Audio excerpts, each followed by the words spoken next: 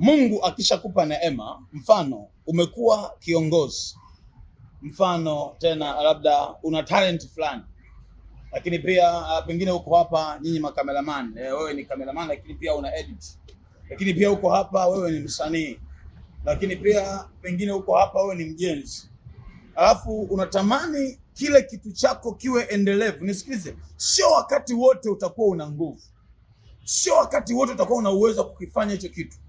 Kuna saa inakuja utakuwa umechoka, hauna uwezo kufanya. Nini ukifanya kwa wakati huu? Anza kuandaa watu ambao watakusapoti kwenye hiyo kazi. Wakati wewe umechoka, wao wataifanya.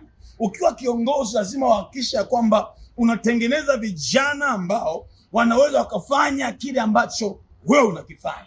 Ukiwa cameraman, hakikisha kwamba unatengeneza vijana ambao wanaweza kutengeneza mfumo kama unaofanya wewe. Ukiwa kama mimi si mhubiri hapa, lazima nitengeneze wahubiri wengine ambao wakati mimi nimechoka wanaweza kusimama kuhubiri.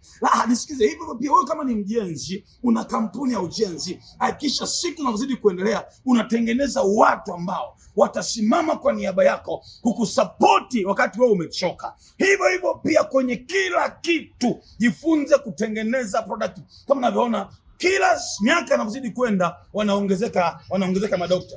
Kama mkopo ni wale wale ingekuwaje?